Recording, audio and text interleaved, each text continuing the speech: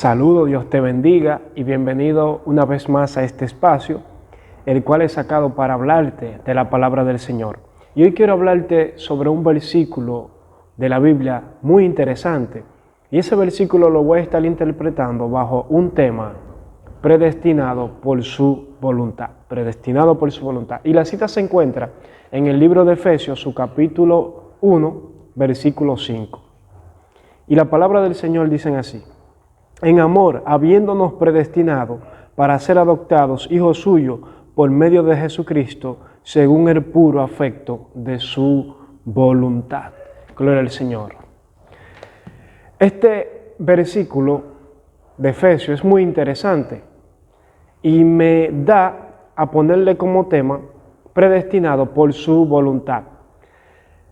Cuando estamos hablando de predestinación, estamos hablando de que algo tiene origen y tiene un final, pero que ese algo que tiene ese origen y ese final, ya Dios conocía el origen y el final y todo lo que ha de acontecer con ese algo o con ese algo, dándonos a entender que Dios tiene el dominio y el control de todas las cosas. Según el versículo que leímos, que Dios ya mucho antes nos había predestinado para que seamos llamados hijos de Dios, diciendo que desde antes de estar en los caminos del Señor, desde antes de conocer a Dios, ya Él nos había predestinado, ya Él nos había marcado para que hoy fuésemos llamados hijos de Dios. Dios ha predestinado muchas personas para ser llamados hijos de Dios.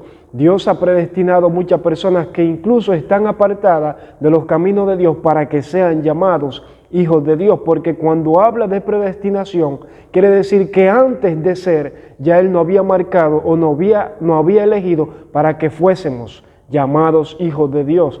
Personas descarriadas, personas apartadas, que tienen un propósito según el designio de la voluntad del Señor. Hemos sido predestinados para gloria y honra de su nombre, gloria al Señor. Una historia que me habla o que me da a entender el destino y la voluntad del Señor es la historia de José.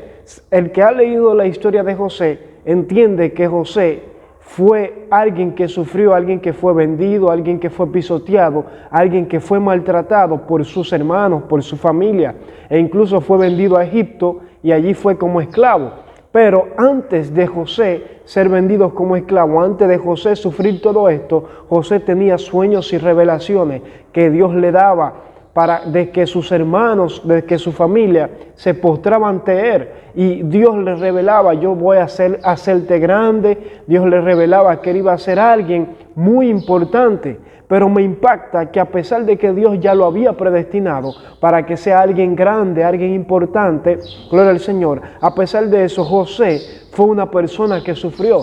José fue una persona pisoteada. José fue una persona humillada. Pero nada de eso impidió que el propósito de Dios se cumpliese en su vida. O sea, que a pesar del sufrimiento, a pesar de la tortura, Dios lo había predestinado para que José fuese alguien grande en el futuro. Gloria al Señor.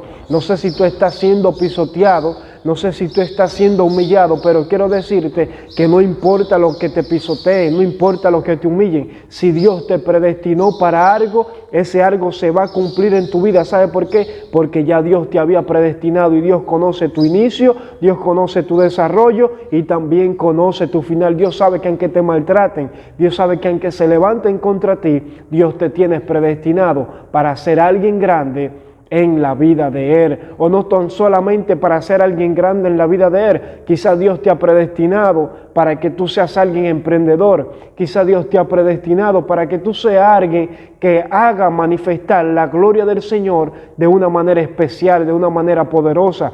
Y tú crees que porque estés sufriendo, porque estés padeciendo, ya todo eso lo has perdido. Y no es así. No importa que estés sufriendo, no importa que estés siendo humillado. Si Dios te eligió, si Dios te predestinó, eso tiene que cumplirse por encima de quien sea. Somos predestinados según el designio de su voluntad. Dios te predestinó. Muchas personas que se encuentran apartados de Dios e incluso personas que no conocen nada de Dios, que han sido predestinados mucho antes de la fundación del mundo. ¿Cómo así? Sí, es así, porque Dios tiene trato especial. Dios ha depositado dones especiales en personas o personas que han nacido con un propósito en la vida, gloria al Señor, que tiene que cumplirse.